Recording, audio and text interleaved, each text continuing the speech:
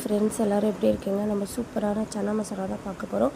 ஒரு 5 ஹவர்ஸ்க்கு முன்னாடி சன்னாவை ஊற வச்சுக்கலாம். அதுக்கப்புறம் குக்கரில் உப்பு சேர்த்து ஒரு 7 விசில் வர வரையும் வேக வச்சு எடுத்துக்கோங்க. தனியாக வெங்காயம் தக்காளி வதக்கி வச்சுக்கோங்க. அதுக்கப்புறம் இந்த வெந்த சன்னா வச்சு ஒரு பேஸ்ட் மாதிரி எடுத்துக்கலாம். ஒரு கடாய் வச்சுக்கலாம். பட்டை சோம்பு சேர்த்துக்கோங்க. பட்டை சோம்பு சேர்த்ததுக்கப்புறம் கரம் மசாலா, தனி மிளகாத்தூள், மல்லித்தூள், மிளகாத்தூள் எல்லாம் ஆட் பண்ணிக்கோங்க. அப்புறம் இஞ்சி பூண்டு இதில் ஆட் பண்ணிக்கலாம். நான் இஞ்சி பூண்டு வீடியோ எடுக்க மறந்துட்டேன். ஆட் பண்ணிக்கோங்க. இந்த மசாலா பச்சை வாசம் போனதுக்கப்புறம் நம்ம அரைச்சி தனியாக வச்சிருந்தோம்னா அந்த பேஸ்ட்டு வெங்காயம் தக்காளி சன்னா அந்த பேஸ்ட்டை சேர்த்துக்கலாம்.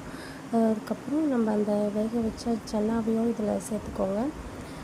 ஓகே ஃப்ரெண்ட்ஸ், ஃபைனலாக ஒரு 10 மினிட்ஸ் இது குக் ஆகட்டும். உப்பு ஆட் பண்ணிக்கோங்க. அவ்வளோதான் ஃப்ரெண்ட்ஸ். இது கெட்டியான பதத்துக்கு வந்ததுக்கப்புறம் சன்னா ரெடி ஆயிரும். சப்பாத்தி பூரிக்கெலாம் இந்த சைடிஷ் செம காம்பினேஷன் இருக்கும். ஓகே ஃப்ரெண்ட்ஸ், இப்போ நம்மளோட சூப்பரான சன்னா ரெடி ஆகிடுச்சு. கொத்தமல்லி தூவி சர்வ் பண்ண வேண்டியது தான். ஓகே ஃப்ரெண்ட்ஸ், என்னோடய வீடியோ பிடிச்சிருந்தால் லைக் பண்ணுங்கள், ஷேர் பண்ணுங்கள், மறக்காமல் சப்ஸ்கிரைப் பண்ணுங்கள். நெக்ஸ்ட் வீடியோவில் மீட் பண்ணலாம். Okay, bye friends.